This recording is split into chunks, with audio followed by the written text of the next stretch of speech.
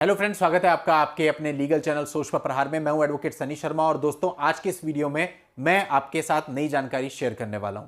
जैसे कि आपने थंबनेल पे पढ़ ही लिया होगा दोस्तों, ऐसा ही कुछ ये मामला है जहां पर पति के एक्स्ट्रा मैरिटल अफेयर को आधार माना गया, पत्नी के ऊपर क्रूरता का, और इस आधार पर उसको 498 आईपीसी में जेल भी हो सकती है, ऐसा कोर्ट ने माना। तो दोस्तों ये पूरा मामला आप सभी लोगों के लिए बहुत इंपॉर्टेंट है जिनके 498 ए आईपीसी के केस चल रहे हैं, क्योंकि दोस्तों ये जो एलिगेशन होता है कि आपका किसी के साथ संबंध है, कई बार सच्चा भी हो सकता है और कई बार बिना किसी आधार के किसी पे भी लगाया जा सकता है। तो इसलिए वीडियो आप सभी के लिए बहुत इंपॉर्टेंट है, आखिर तक वीडियो में बने रहिएगा। चैनल को अभी तक सब्सक्राइब नहीं किया तो चैनल को सब्सक्राइब करके नोटिफिकेशन बेल पर जरूर क्लिक कर लें ताकि आपको इस चैनल पर आने वाले सभी लीगल वीडियोज की जानकारी सबसे पहले मिलती रहे। अब दोस्तों वैवाहिक संबंधों में कलह का, कलेश का एक कारण यह भी होता है जब पति या पत्नी में से कोई एक एक्स्ट्रा मैरिटल अफेयर में होता है किसी और के साथ। तो देखिए ये जो चीजें होती हैं छुपाई तो जाती नहीं, क्योंकि वो अपना फोन, सबसे पहले तो आजकल फोन है, वो उस फोन को छुपाने की कोशिश करेगा या करेगी, तो मतलब आपको कहीं ना कहीं शक तो पड़ ही जाता है कि यार कुछ ना कुछ गड़बड़ तो है। हर चीज में अपना पासवर्ड रखेगा या रखेगी, तो कहने का मतलब दूसरे पार्टनर को इतना तो पता चल जाता है कि कुछ ना कुछ चल रहा है। और जब उसके माइंड में ये चीज आ गई तो फिर वो सिर्फ फोन ही नहीं, अन्य माध्यमों से भी मालूम करने की कोशिश करेगा कि आपका कहीं पे कोई अफेयर तो नहीं चल रहा है। और दोस्तों अगर ये अफेयर पकड़ में आ जाता है तो यहां पर कोर्ट ने कहा कि पति का यदि कोई एक्स्ट्रा मैरिटल अफेयर होता है जिसकी वजह से घर में कलेश होता है, कलह होती है और पत्नी को मानसिक क्रूरता होती है, तो इसको 498 ए आईपीसी के अंतर्गत ही क्रूरता माना जाएगा और आईपीसी की धारा 498 ए के अंतर्गत उसको कारावास की सजा भी सुनाई जा सकती है।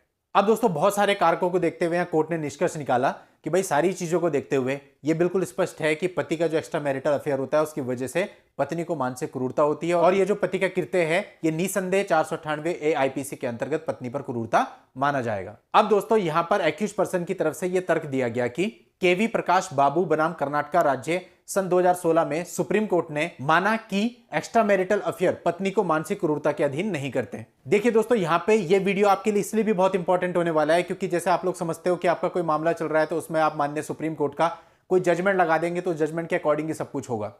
ऐसा बिल्कुल भी नहीं है। जो आपकी कोर्ट है जहां पर आपका मामला चल रहा है वो कोर्ट इस बात का निर्णय करेगी कि वो जो जजमेंट है वो आपकी परिस्थितियों से मैच करता है, आपके मामले में सुटेबल है या नहीं। इसको मानना या ना मानना ये पूरी तरह से कोर्ट पर डिपेंड करता है। तो देखिए यहां पर जो पति था ना उसने सुप्रीम कोर्ट के जजमेंट का हवाला दिया, लेकिन जो न्यायाधीश थे उन्होंने कहा कि भाई ऐसे मामलों में जजमेंट को पूरे तरीके से, अच्छी तरीके से पढ़ा जाना आवश्यक है। इस मामले में सुप्रीम कोर्ट ने यह कहा था कि केवल इसलिए कि पति का एक्स्ट्रा मैरिटल अफेयर है और पत्नी के मन में कुछ संदेह है तो इसे आईपीसी की धारा 306 के तहत आत्महत्या के लिए उकसाने के अपराध को आकर्षित करने के लिए मानसिक क्रूरता नहीं माना जा सकता। देखिए यहां पे मामला बिल्कुल डिफरेंट था। मानसिक क्रूरता तो बोला कोर्ट ने, ये तो माना है सुप्रीम कोर्ट ने कि पति के एक्स्ट्रा मैरिटल अफेयर को मानसिक क्रूरता नहीं माना जा सकता, लेकिन मामला क्या था? 306 का मामला था जहां पर पत्नी ने आत्महत्या कर ली होगी और उसके रेफरेंस में सुप्रीम कोर्ट ने यह बात कही थी।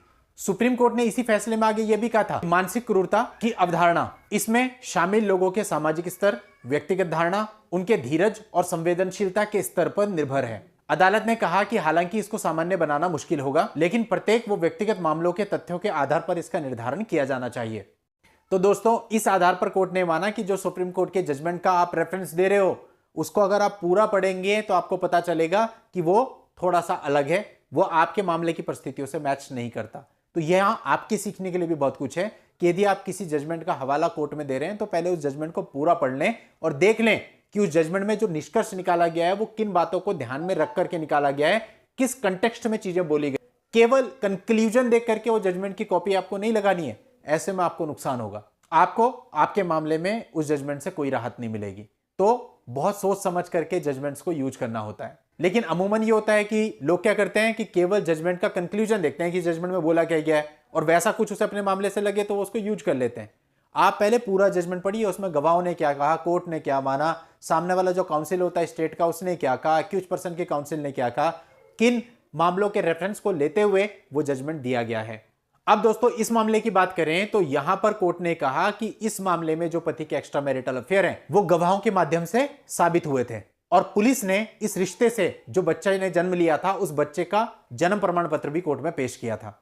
तो ऐसे में निश्चित रूप से पति का जो एक्स्ट्रा मैरिटल अफेयर था यह पत्नी पर मानसिक क्रूरता माना जाएगा और पति को इस कृत्य के लिए कारावास की सजा भी हो सकती है। दोस्तों आप लोगों की हेल्प के लिए जजमेंट का लिंक मैं इस वीडियो के नीचे डिस्क्रिप्शन में दे दूंगा, वहां जाके आप इस जजमेंट को पढ़ सकते हैं और पूरी जानकारी ले सकते हैं। नेक्स्ट वीडियो में नई लीगल जानकारी के साथ मैं आपसे फिर मिलता हूं। तब तक के लिए good bye and thank you for watching.